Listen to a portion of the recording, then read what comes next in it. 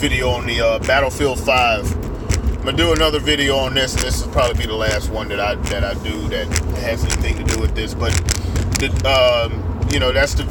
the game where they have the female British soldier on the front line. With, of course, she's an amputee, and she's going at it. World War II. This is supposed to be a World War II game, and the EA, the developer or the people that are putting out the game, they say you accept it or you don't buy it. And you know what? To be honest with you, I agree with EA at this point. Now the ball's in your court. See, I don't play as many games as I used to,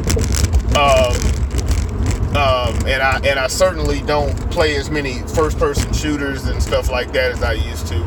I actually play, I think I've said this before, I actually play a lot of RPGs like Final Fantasy and stuff, which have always had strong female characters and stuff like that in it, and they were never pushing an agenda or something like that, which is pretty awesome.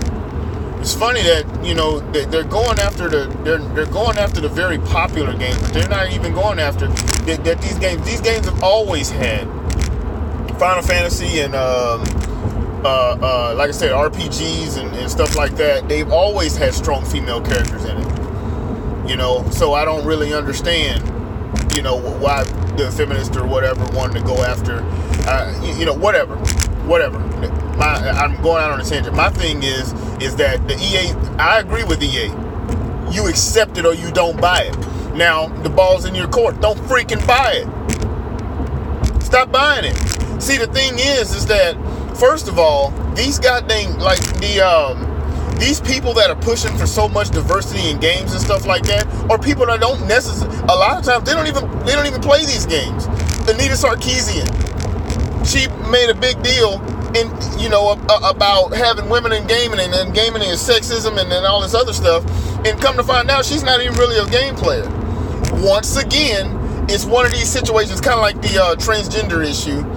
The most ardent or the most hardened supporters and talking about how we're going to offend transgender people are people that are not even transgender. They're speaking for other people.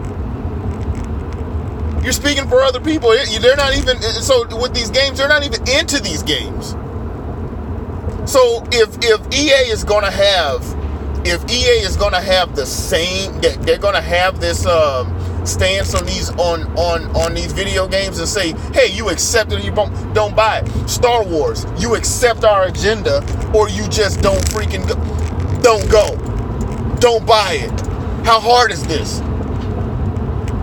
I guarantee you there'll still be a whole bunch of people go out and go buy the game and complain.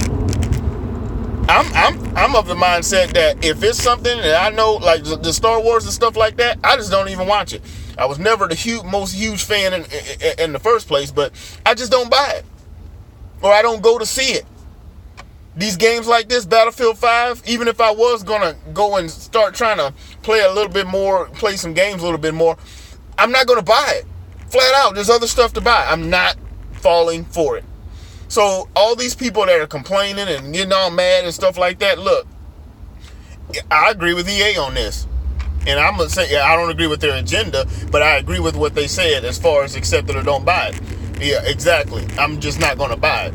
And I guarantee you, all the hardcore, I guess we'll see what's what. Solo is a failure. We'll see what's what. The Han Solo story or whatever, that was a failure. We'll see what it's all about. It'll be a failure, guarantee you. But hey, just vote with your money. I've said this before. Let them know what's up with your money. I would love to see EA go out of business for pushing this politically correct and trying to pander to all these different groups that don't even traditionally or don't even buy their games. I would love to see them go out of business. Anyway, that's my video on that. Comment, like, share, subscribe, and all that, and we'll see you.